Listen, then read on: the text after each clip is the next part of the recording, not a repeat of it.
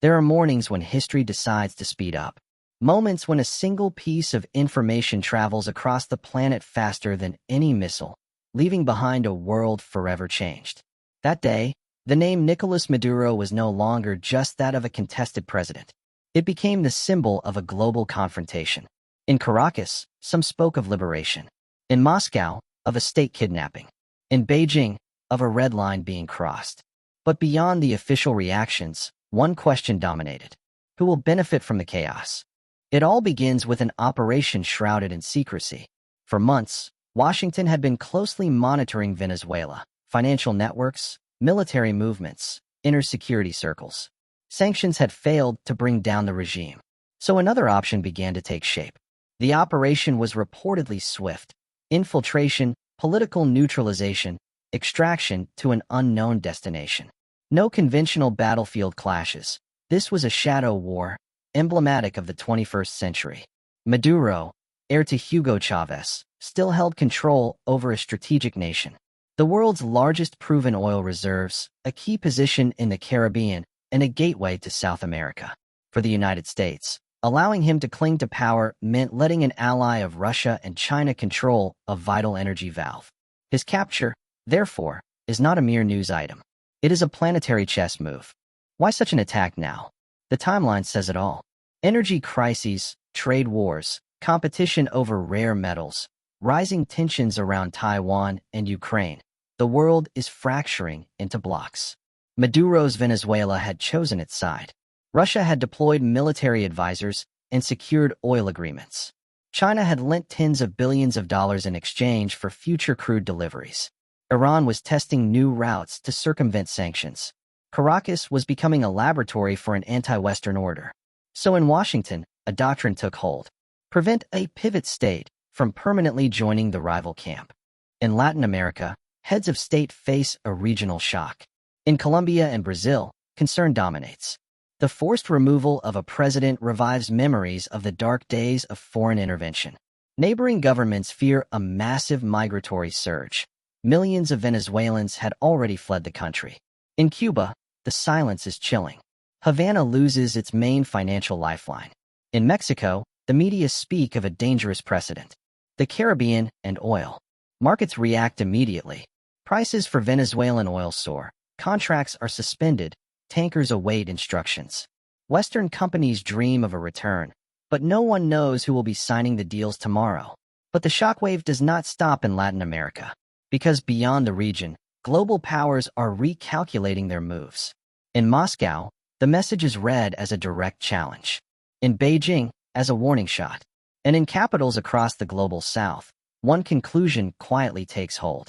No alliance is irreversible, and no leader is untouchable. This is no longer just about Venezuela. It is about the rules of the New World Order, and who gets to enforce them. For Vladimir Putin, it is a strategic humiliation.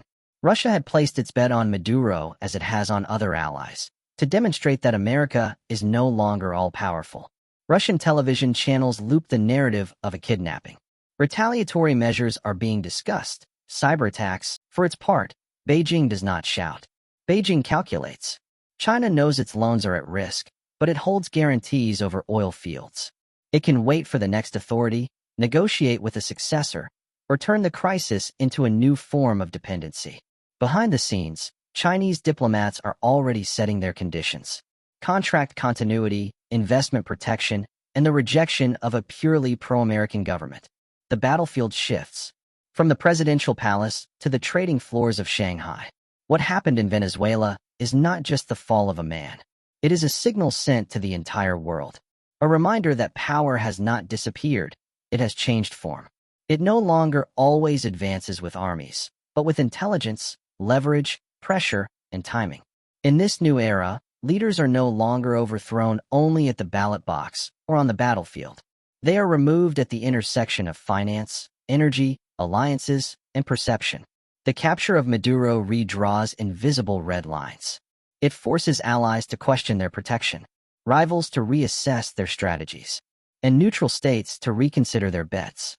The world has entered a phase where instability is no longer an accident. It is a method, and the real question is no longer who will fall next.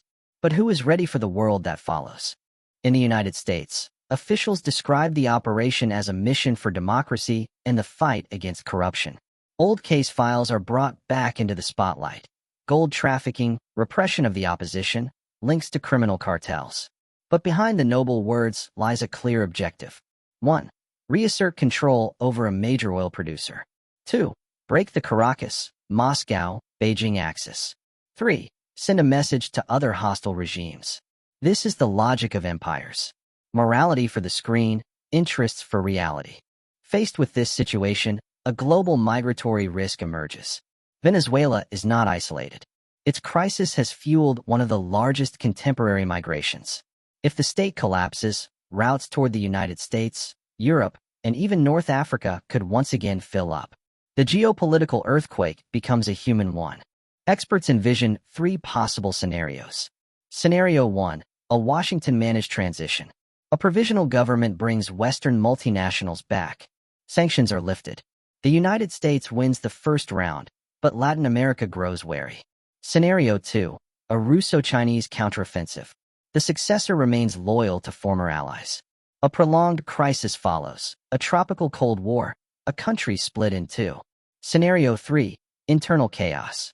Militias, clan struggles, a paralyzed economy. Oil no longer saves anyone. None of these paths is peaceful. Capturing a president is capturing a symbol. Venezuela was a country. It has become a message sent to the world. The international order is hardening, and rivalries now know no borders.